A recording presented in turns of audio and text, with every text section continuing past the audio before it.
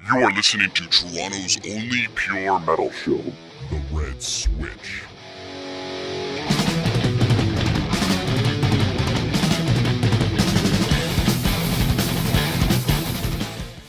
First of all, we are sitting right now with Shawn Drover of Megadeth. And firstly, I want to thank you, Shawn, for conducting this interview with us today. And, thanks for having me. Hey, no problem. It's our pleasure. Really, one thing I'm wondering is Endgame has certainly gotten heavier. Some bands push to write heavier albums faster, more technical, crazy, or conceptually bizarre. So musically speaking, did you guys have something in mind for Endgame that you wanted to maybe stray from the path, go in a different direction?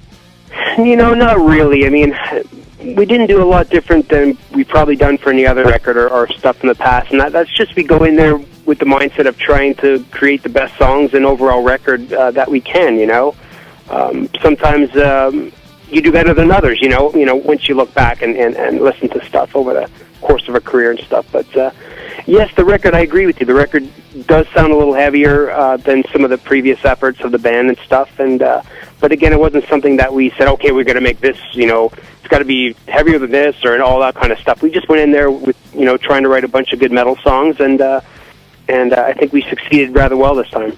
You guys have done pretty well in Canada with being #1 on the Hard Rock Global charts. How have Canadian audiences reacted from as far back as you can remember? Well, I've been in the band for 5 years, and I've seen, I've really seen a big growth actually in the response in Canada. The first tour we did with a band called Exodus went right across Canada, and we had all sold out shows, and we did kind of like a theater tour and stuff, and it was very successful and stuff. But even since then, once we've done our Gigantor festivals, we've done 3 of them in Canada and played numerous times in Canada.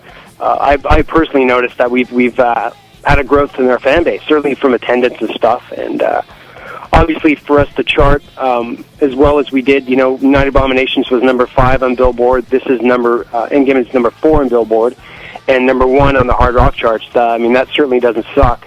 Especially for me, being that I was born and raised in Montreal, Canada. So it certainly puts a smile on my face knowing that we're doing so well in my homeland. So I think it's great. Is there any nostalgia at all when you return to Montreal or Toronto? Yeah, but not necessarily for musical reasons. Going back to Montreal or Toronto, it's I try to go visit things that I used to visit, 25 years ago when I used to take the train down to, record stores and go buy records and stuff, and just stuff like that. It always brings a smile to my face coming home, that's for sure. And then I consider both Montreal and Toronto are both home to me. My whole family resides in Toronto now, and so I always go up there and stuff. So it's always a thrill for me to play in Canada. It's just a little different than I reside in America. And I've been here half my life, lived down here in Atlanta, Georgia. So are you now a legal citizen of the U.S.? As your citizenship? Well, yeah, of course I am. No, I'm a resident. I'm not. I have a green card. I could move back home tomorrow to Toronto and have no problem. I'm not. I went the green card road. I could have become an American citizen, but that's not something I wanted to do. I'm a true Canadian, so I'm very proud of it. So, but it's always great for me to go back and play Canada. From east to west, Vancouver. All the cities are great for different reasons, but certainly Montreal and Toronto, it's certainly a great place for me to go back and visit and play. Well, we always say here on the show that the best metal in Canada certainly comes from Montreal. We're seeing a lot of great stuff coming out of there, even to this day. And metal bands have come to grow an influence on previous generations and stuff. So what's your impression on the city now versus what you knew it from before when you were growing up? Well, musically speaking, there's, throughout the time, there's been a lot of great metal bands coming out of the province of Quebec. Voivod, Sword, so many great bands. It's nowadays I'm not as well versed in what's coming out of Montreal. To be honest with you, it's really hard to keep up with the scene. There's so many great bands around the world now that it's virtually impossible for me to keep up with everything that's come out. Cryptopsy is another great band. They've been around for a while. They're from Quebec and stuff, and they're an amazing band in my opinion. They're a very talented and extreme band.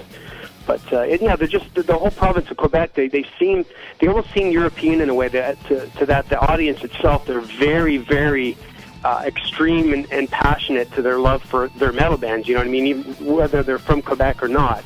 Every time we go there, one of the best crowd reactions that, in my opinion, that we get in the world is when we play Montreal.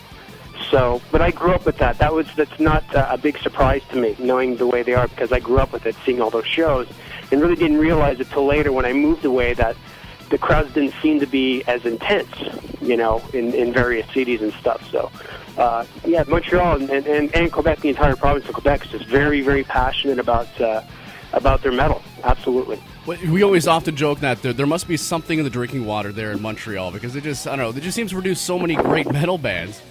Would you suggest any striving metal band or artist to move to Montreal to become better? You certainly came from there, so seems to be a trend. I don't know if you're going to. Maybe there is something in the water. You know, I don't know. I mean, I don't know. I just think that I don't know what it is. You know, if I knew the answer, I would certainly tell you. You know, it's. Yeah, so many great bands, but a lot of great bands have come out of different places of Canada. I mean, Rush came out of Toronto, Max Subster came out of Toronto. They're not metal bands, but for me, you know, Rush is probably the best rock band ever exist, in my opinion. I'll argue to the death on that one. I mean, they've been around for 36, 37 years now, so they must be doing something right. You know, but they're from Toronto, so you know. Was Neil Peart a form of inspiration for you? Got a ton of great bands, you know. Neil Peart, was he a source of inspiration for yourself? He's an absolute inspiration. Neil is the reason why I took up drums, flat out. When I got All the World's a Stage, I was 13. We got the first Live Rush album, and at that time I was listening to, I was only 12, 13 years old. I was listening to a lot of Queen, and which is still one of my favorite bands, but putting on Rush for the first time, I didn't know that human beings could play like that. You know what I mean? Yeah. So that really floored me back then, and that was the exact reason why I wanted to become a drummer. You know, I told my mom, hey, look, I really want to get a drum set. I don't want to take up guitar like Glenn and my older brother, my father. They're all guitar players, so I wanted to go a different route, and so Neil was very instrumental in that, and the entire band of Rush as well, just from the way they present themselves musically and as people. They did it their way, and that's a pretty cool thing if you ask me. You were mentioning Cryptopsy earlier, and I think it's really interesting because I've had the fortune of seeing them once, and it was in Hamilton, and just seeing Flo, the drummer, practice for the set, that was worth the $10 or $15, whatever I paid alone.